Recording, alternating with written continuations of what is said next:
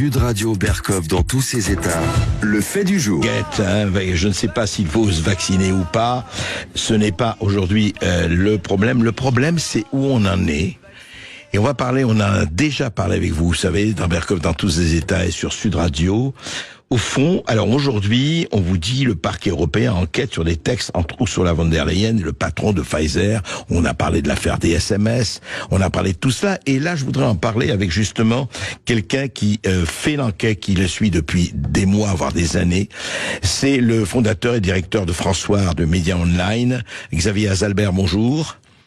Bonjour André Berkov. Alors Xavier Azalbert, et vous avez aussi évidemment l'association Bon Sens qui fait partie et qui est partie de cette enquête, de ce qui se passe. Je voudrais juste d'abord qu'on résume un tout petit peu, qu'on parle de ce tableau, Xavier Azalbert.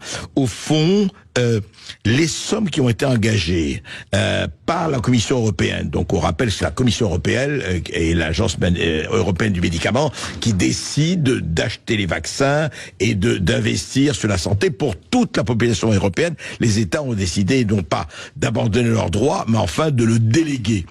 Alors aujourd'hui, on sait à peu près qu'est-ce qui a été investi et est-ce qu'on peut dire encore que l'opacité règne en maîtresse plutôt? Alors c'est certain que c'est pas l'apanage de la transparence. Donc les sommes en jeu, c'est 71 milliards. Ça fait partie des plus gros contrats qui ont jamais été vus en Europe pour la santé. On rappelle qu'il n'y a pas d'Europe de la santé en tant que telle. Il y a la prérogative est juste déléguée pour l'achat de ces thérapies vaccinales. Oui. Depuis 2020. Et le montant spécifique pour Pfizer, c'est de l'ordre de 44 milliards. Il y a eu plusieurs contrats. Il se trouve que de nombreuses parties ont essayé d'obtenir ces contrats. Aujourd'hui, nous n'avons pas la transparence sur ces contrats, alors qu'ils sont financés par de l'argent public. Ouais. Alors, on n'a pas de la transparence parce que, en général, on nous dit que c'est dans notre intérêt de ne pas avoir la transparence. Alors, je ne sais pas pourquoi ce serait dans notre Xavier intérêt. Xavier Azalbert, je vous arrête. Non, mais c'est très important parce que c'est-à-dire qu'à l'heure où on parle, vous et moi, et vous savez, ça fait des mois, voire des années que vous menez l'enquête, vous et d'autres, on ne sait pas les clauses de confidentialité des contrats passés avec les laboratoires pharmaceutiques et la Commission européenne. On ne les connaît pas jusqu'au bout. C'est biffé ou voilà. Voilà. Alors, si jamais on détermine, on peut dire qu'il y a des éléments que l'on sait, il y a des éléments que l'on ne sait pas. Ouais. Et c'est très important en fin de compte parce que on nous donne l'apparence que l'on sait, mais on rappelle qu'il y a quand même des députés européens, Michel Rivasi, Virginie Joron, qui ont été invités à aller dans une pièce noire à la Commission européenne pour voir justement ces contrats, et on leur a fait signer avant un accord de confidentialité, et donc on ne sait pas, on va dire, ce qu'ils ont vu. Il y a eu les contrats qui sont apparus en Afrique du Sud suite à une décision judiciaire. Du coup, il y a eu des contrats qui ont été téléchargés dans le public, mais il manquait une page qui était la page des spécifications. Elle était encore noircie. Donc c'est très bien. En fait, vous achetez une voiture, mais vous ne connaissez ni la couleur, ni le moteur, ni ce genre de choses. Si on ne connaît pas les spécifications, on ne sait pas ce que l'on achète. Donc, par définition, l'opacité subsiste. Sur les contrats qui sont toujours caviardés, malgré le fait qu'il y ait des députés, il y ait des associations comme l'association Bon Sens, comme François aussi s'est occupé d'essayer de faire la totale transparence dans l'intérêt du public de savoir ce qu'il y a dedans. Mais le deuxième élément qu'il y a, c'est que autour de la négociation de ces contrats, il y a eu donc des groupes de travail qui se sont chargés de la négociation. Et là, il n'y a pas de transparence. En l'occurrence, il y a des SMS de Madame von der Leyen avec Albert Bourla. Oui. On ne sait pas ce qu'il y a dedans, on résiste à les avoir. Et ici, on peut se poser la question à quel titre a-t-elle envoyé ces SMS. Et c'est d'ailleurs pour cela qu'il y a une plainte qui a été déposée par le lobbyiste Frédéric Baldan, où il y a deux des chefs qui sont des chefs nationaux. C'est l'usurpation de titres et la destruction de documents, puisqu'elle a dit ne pas les avoir. Donc il dit à quel titre vous avez négocié alors qu'on avait délégué à une task force, à un groupe de travail, ces éléments. Donc, elle s'est injectée dans la discussion, mais sans qu'on sache vraiment à quel titre. Alors peut-être qu'elle voulait accélérer, mais si jamais elle n'a rien à cacher, elle n'a qu'à les donner, les SMS, et comme ça mettra tout le monde d'accord. Nous, ce qu'on demande, c'est juste la transparence. À partir du moment où on nous cache quelque chose, eh bien, on sait très bien que l'opacité laisse place à beaucoup d'imagination, et plutôt que de laisser la place à l'imagination, laissons place aux faits. Donc c'est pour ça qu'on demande ces informations. Alors justement, Xavier Azalbert, là on vient de dire que le parquet européen enquête sur des textes entre justement les textes entre Ursula von der Leyen et le patron de Pfizer, Albert Bourla. Alors est-ce que vraiment aujourd'hui le parquet européen s'est emparé de la chose suite à, vous avez parlé, on avait reçu d'ailleurs Frédéric Baldan et son avocate Diane Prota, suite à la plainte belge effectivement et confiée à un juge d'instruction. Est-ce qu'aujourd'hui au fond, est-ce que c'est une avancée que ce parquet européen, le PO, va s'occuper de cela ou pas? Alors, il faut quand même rappeler un petit peu les 4 chefs d'accusation de la plainte de Frédéric Baldan, parce que ça permet de comprendre la base pour laquelle le PPO peut intervenir ou pas. Alors, il y avait 4 chefs. Le premier chef, c'est l'usurpation de fonction. On a parlé des SMS, et à quel titre a-t-elle échangé avec le président de Pfizer. Le deuxième, ce sont ces SMS eux-mêmes qu'on n'arrive pas à avoir, qu'elle dit avoir détruits. Donc, il y a destruction de documents publics, puisqu'ils ont fait partie intégrale de la négociation. Le troisième élément, ça s'appelle la prise illégale d'intérêt. Et le quatrième élément, c'est la corruption. Le parquet fédéral européen, ce qui s'appelle le PPO, a été créé en 2021 avec comme objectif de traiter des affaires de la corruption quand cela affecte les finances des pays européens. Pays européens. Et donc, sa compétence, elle est faite de manière à donner un pouvoir, alors sur des affaires de blanchiment d'argent, et c'est pour ça je me suis aussi intéressé à comment se fait-il que le PPO ne s'était pas déclaré compétent dans l'affaire du Qatargate, alors que bien sûr, on sait très bien que c'est les fameuses valises pleines de billets d'un certain nombre de députés. On est d'accord. J'ai été en contact avec le PPO qui me dit qu'ils suivent de très près l'enquête du juge d'instruction belge.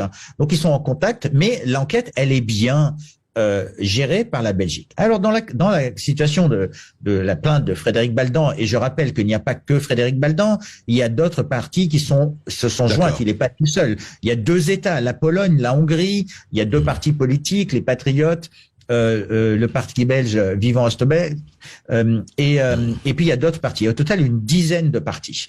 Alors déjà, au début, il y avait qu'une seule personne, mais on s'aperçoit qu'aujourd'hui, il y a eu plus de personnes et qui veulent connaître la réalité, et les faits. Il y a d'autres partis, il y a la masse qui peuvent se sentir lésés de par le fait qu'ils ont payé des impôts pour des produits qui aujourd'hui ne s'avèrent pas avoir eu les bénéfices attendus et avoir des risques supérieurs à ça, qui peuvent s'estimer lésés parce que on aurait détourné de l'argent public ou mal utilisé de l'argent public.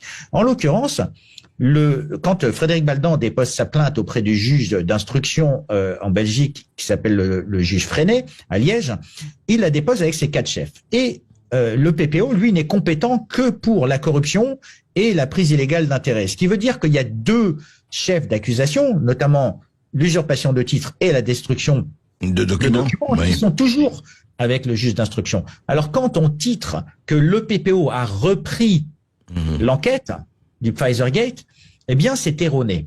Alors c'est erroné parce que le PPO peut avoir éventuellement une double compétence, c'est-à-dire elle peut dire avec le juge d'instruction belge, eh bien sur la partie corruption et sur la partie prise illégale d'intérêt, coopérons ensemble, et ça serait logique.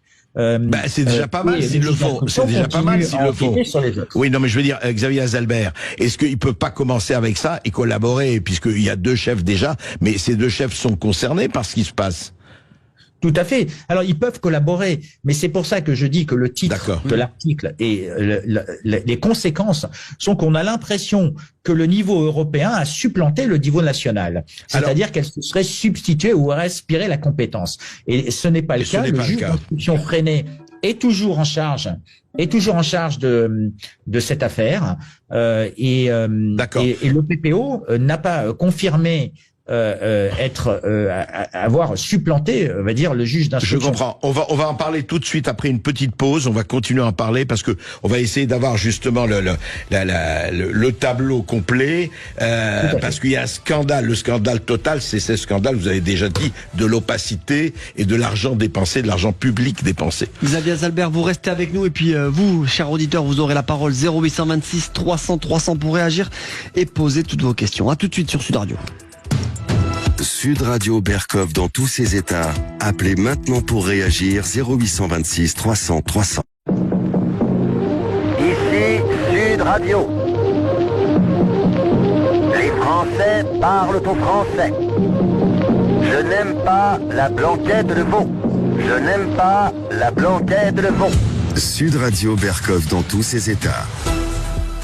Xavier Azalbert, il ressort de tout ce que vous venez de dire et qu'on apprend et qu'on suit déjà depuis quelque temps, c'est que au fond, donc, est-ce que, moi une question très précise et rapide parce est-ce que le parquet aujourd'hui peut, soyons absolument clairs et précis et bruts, enterrer l'enquête, c'est-à-dire peut décréter oui, nous allons voir ça, y compris sur les deux chefs avec lesquels ils peuvent travailler avec le juge d'instruction belge et Baldan. Est-ce qu'ils peuvent enterrer l'enquête? Est-ce que tout ceci, parce que je rappelle que vous parlez de Politico qui annonçait justement que le parquet venait reprendre et ils ont posé une question directe sur les SMS manquants. Von der Leyen a déclaré tout ce qui était nécessaire à ce sujet a été dit et échangé et nous attendons les résultats. Ce sont les mots d'Ursula von der Leyen. Est-ce que ceci peut, aujourd'hui, à l'heure où nous parlons, malgré les enquêtes, etc., est-ce que ça peut continuer, en tout cas, rester comme ça, en l'état, pendant encore, bien après les élections européennes et pendant encore des mois, voire des années? Et je pense que ça va justement aller bien plus vite que on ne le pense, parce que le travail que l'on a fait, notamment pour essayer de voir où on en était dans cette enquête, parce qu'on rappelle que la plainte de Frédéric Baldan a été déposée le 5 avril 2023, et donc je m'étais inquiété de savoir est-ce qu'il y avait des réquisitions. C'est pour ça que j'ai contacté les diverses parties. D'accord. Et bien sûr, quand on travaille et qu'on enquête, on a des réponses. Donc en l'occurrence, le juge Freinet, qui est le juge belge, est toujours en charge. Le PPO a essayé d'acquérir la compétence d'acquérir la compétence. Alors on rappelle que c'est un parquet fédéral, oui. Et en faisant ça, pourrait, comme vous dites, essayer d'enterrer l'enquête en disant le citoyen Baldan n'a pas d'intérêt à agir, par exemple. Oui. Donc voilà, circuler, il y a rien à voir. Alors comment peut-on rebondir? Vous dites que l'enquête peut aller très vite. Alors, elle peut aller très vite parce que quand j'ai enquêté et que j'ai parlé donc aux autorités judiciaires, on m'a dit qu'il y avait les parties allaient être entendues. D'accord? Donc les parties vont être entendues. Je pense que ça risque d'être fait très prochainement.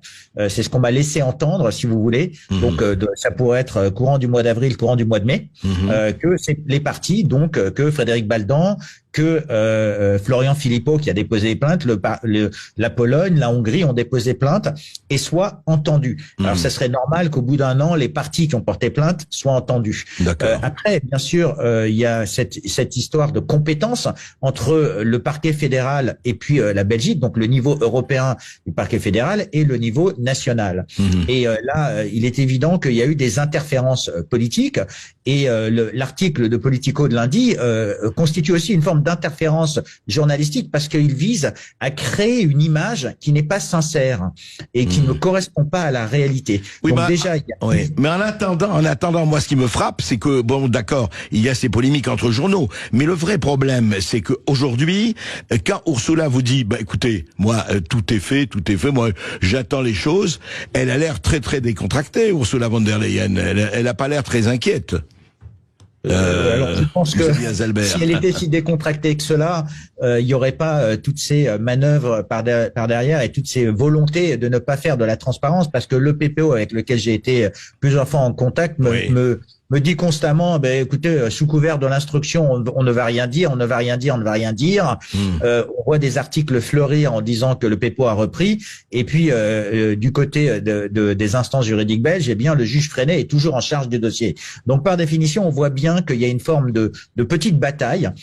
Et cette bataille, elle est préjudiciable à l'intérêt des citoyens, à l'intérêt du contribuable, dans la mesure où ce qu'on essaye de faire, c'est de dire non, le PPO, c'est exactement comme quand on a acheté les contrats, des contrats des vaccins, eh bien, on a sous-traité tout ça à un organe central. Et le PPO, ici, veut aspirer la compétence nationale de manière à ne plus avoir cette compétence locale. Et ça entraînerait éventuellement un déni de droit d'être une victime au niveau local, à Frédéric Baldan ou aux diverses parties. Donc ça, c'est un réel problème. Il faut savoir que le PPO est nouveau, que tout cela c'est nouveau, des plaintes comme ça, et que les domaines de compétences de l'EPPO ont été définis d'un commun accord et ont été ratifiés. Donc aujourd'hui, il se pourrait qu'il y ait un dialogue de compétences, il devrait y avoir un dialogue de compétences, mais ça ne doit absolument pas empêcher le droit des victimes d'être une véritable victime. Oui, et puis le droit des peuples européens à savoir comment tout cela a été. Vous savez, on a parlé de 16 milliards de dollars qui se sont évaporés. Il y a eu tout cela, vous savez, il nous faudrait des heures pour en parler, bien sûr. Mais ce qui est hallucinant dans cette histoire, Xavier Azalbert, c'est qu'on a dépensé très bien, mais on ne sait pas comment ça a été pensé, vers qui c'est allé, et qu'on n'est pas aujourd'hui, on est en démocratie, l'Europe se présente très bien comme démocratie, qu'on n'ait même pas la totalité des pages confidentielles, des contrats, enfin, je veux dire, on nous traite vraiment comme des enfants de 5 ans, quoi, je veux dire. Alors, oui, André, moi je suis pas d'accord qu'on ne sait pas exactement. Il y a une chose qui est sûre, c'est que le bénéfice, il est allé à certaines personnes, au moins les laboratoires. Donc, on sait qu'il y a aussi des campagnes de publicité, qu'il y a des lobbyistes qui ont été payés. Donc, il est évident que le flux d'argent est allé vers les labos. Le risque, il est avant tout sur les contribuables parce que ce sont eux qui ont payé, et il est aussi sur les clients parce qu'on est devenu client des laboratoires pharmaceutiques en achetant des produits médicamenteux. Donc, et en les achetant à plusieurs, on les a achetés pour nous pour plusieurs doses. Donc, on est devenu en plus des clients récurrents. N'oublions pas une chose, c'est qu'avant tout, tout ça, c'est pour nous soigner, c'est censé pour nous soigner. Donc, dans notre intérêt, on nous a vendu l'intérêt général au détriment de l'intérêt individuel. Il se trouve qu'aujourd'hui, nous avons le risque sur notre propre personne, et ce risque, il devient individuel. On a collectivement payé, la collectivité a payé. Ça devrait être le devoir des journalistes, le devoir des parquets nationaux de s'assurer que l'argent et même de la Cour des comptes, de s'assurer que l'argent est utilisé à bon escient. Mais bien, c'est ce qu'on essaie de faire. Oui, mais attendez, Xavier Azalbert, et ça devrait être, pardon, vous parlez, et ça devrait être enfin, que je sache, ça devrait être le devoir des gouvernements, des États. Il y a encore des nations en Europe. Pourquoi? Eh bien, c'est pour ça que Pologne, on rappelle, la Hongrie, pourquoi tous les autres ne posent pas des questions? C'est quand même. Alors, mais c'est pour ça quand même qu'il y a 2 États qui se sont joints à la plainte. On rappelle que donc l'information qu'on a découvert au travers de notre enquête le 20 février exactement, et on a publié ça le 17 mars parce que j'ai voulu la valider, et ça prend du temps, comme vous savez, de faire ce travail. On a découvert que la Pologne et la Hongrie, et voire un 3e pays, et voire un autre pays encore. Mais donc on a une certitude sur deux pays, Pologne et Hongrie. Sauf que la Pologne de Donald Tusk veut revenir dessus, paraît-il. Alors ça, encore une fois, c'est quand je prends note de l'article de Politico, il dit que la Pologne veut se sortir de cette plainte, se retirer de cette plainte. Et moi je dis, mais attention, sur quelle base juridique, quand on a fait une déclaration d'une plainte pénale avec partie civile, comment peut-on en sortir? Et donc l'article ne l'explique pas. Donc ce que j'ai essayé de faire, c'est j'ai posé la question à des juristes, j'ai regardé comment peut-on faire, et en fait la plainte n'est plus disponible. C'est-à-dire que c'est maintenant au parquet, au juge d'instruction, de soit classer sans suite, soit de proposition sans suite, mais ce n'est plus à Donald Tusk. Et ce que l'on oublie de mentionner, c'est que Donald Tusk est du même parti que Ursula von der Leyen. Donc ça ressemble énormément à un renvoi d'ascenseur. Et que aujourd'hui, c'est et dernier point sur Tusk, qui est quand même, il n'était pas en charge du gouvernement en Pologne lorsque la crise Covid est arrivée.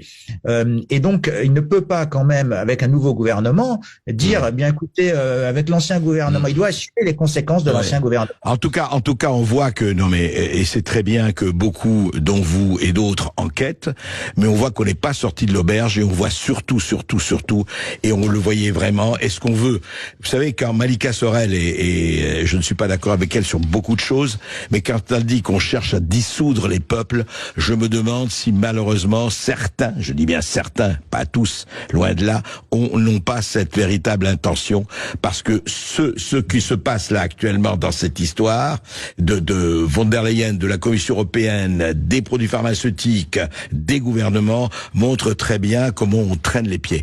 En tout cas, merci à vous et à André, juste une petite chose qui est, je pense, importante à rajouter, c'est que en Allemagne, il y a eu un journal qui s'appelle Multipolar Magazine qui a obtenu 1000 pages, en fait 1150 pages exactement, du Robert Koch Institute, qui est l'organisme qui a géré la crise. Il y a 150 pages qui sont encore qu'à regarder. Ce qui veut dire que dans notre peuple, avec nos voisins, notre allié européen, eh bien, les journalistes ont déjà fait le travail. Les députés commencent à demander des comptes au gouvernement. Donc c'est pour ça que je dis que ça peut aller très vite. La transparence arrive. Dans ces 150 pages, il peut y avoir des éléments sur la manière dont les contrats ont été négociés.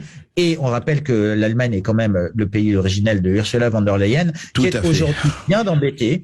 Et la question qu'on peut se poser, finale, c'est une question politique, c'est comment des partis comme Renew, comme des partis comme le PP peuvent continuer à la soutenir quand on est empêtré dans de telles affaires. C'est une très bonne question. Merci Xavier Azalbert. Écoutez, on suivra avec vous et on suivra tout cela. Mais effectivement, c'est une vraie question très grave pour nous, pour notre présent et notre avenir. On marque une petite pause, on se retrouve après les infos de 13h. À tout de suite.